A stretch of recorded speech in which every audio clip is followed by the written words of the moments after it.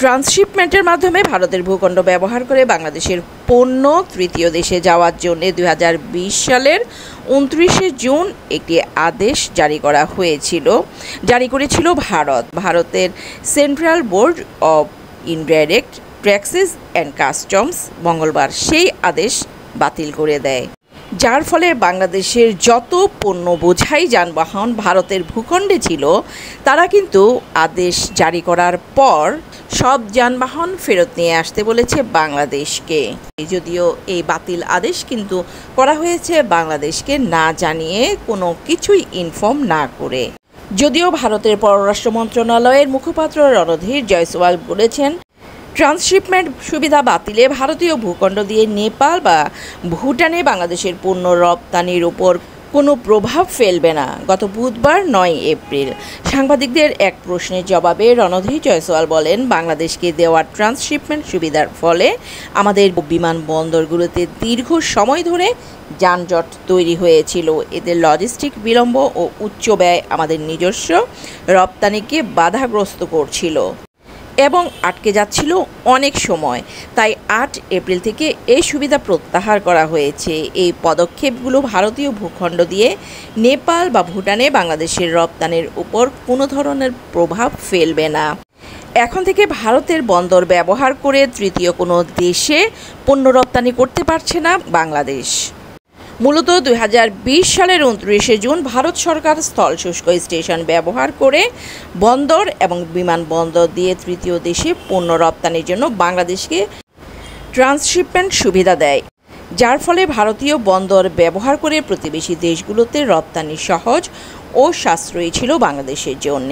বর্তমানে এই ট্রান্সশিপমেন্ট বাতিলের ফলে বাংলাদেশ থেকে তৃতীয় দেশে পণ্য রপ্তানি সহজ ও সাশ্রয়ী আর থাকছে না।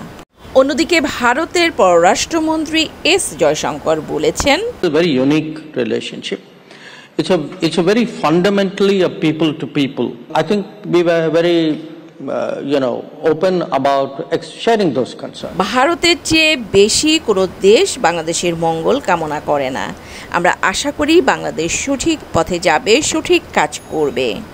এস জয়শঙ্কর আরও বলেন, ভারত বাংলাদেশের পরিস্থিতি নিয়ে উদ্বিগ্ন। একটি দেশ হিসেবে ভারতের যে বেশি কোনো দেশ বাংলাদেশের মঙ্গল কামনা করে না, এটা আমাদের ডিএনএ আছে।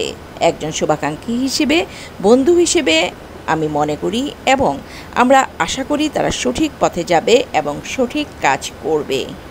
বাংলাদেশে যে সাধারণ জনগণ আছেন বা সাধারণ যেই একটা মতামত আছে মানুষের, তারা কিন্তু এই বক্তব্যের পর সবাই বলছেন যে এই ট্রান্সশিপমেন্টের মাধ্যমে বাংলাদেশ তৃতীয় দেশে পণ্য রপ্তানি করতে পারত ইজিলি এবং অনেক সহজলভ্য ছিল। সেটা বাতিল করে ভারত বাংলাদেশের কোন ভালো করেছে বা বাংলাদেশের এতে ভালো কোনটা আছে? আবার তারা সেই বন্দর থেকে পণ্য বোঝাই যত পরিবহন ছিল সেটাও কিন্তু ফিরিয়ে নিয়ে আসতে বলেছে, যার ফলে বাংলাদেশ সব কিছুই ফিরিয়ে নিয়ে আসতে বাধ্য হয়েছে। এতে বাংলাদেশের কোন ভালো নিহিত আছে বা বাংলাদেশকে তারা কিভাবে মঙ্গলজনক পর্যায়ে নিয়ে যাচ্ছে, এটা আসলে সত্যি একটি প্রশ্ন।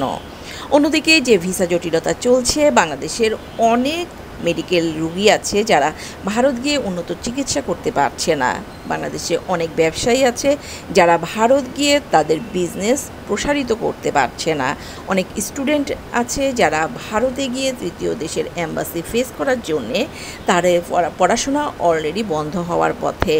অনেক শ্রমিক আছে যারা ভারতে গিয়ে তৃতীয় দেশে যাওয়ার জন্যে এম্বাসি ফেস করতে পারছে না। এতে বাংলাদেশের কত সুবিধা বা কোন দিক দিয়ে সুবিধা আছে বা তারা বাংলাদেশের কতটুকু ভালো চায়, এটা কিন্তু সত্যি একটা বড় ধরনের প্রশ্ন হিসেবে দাঁড়িয়ে আছে।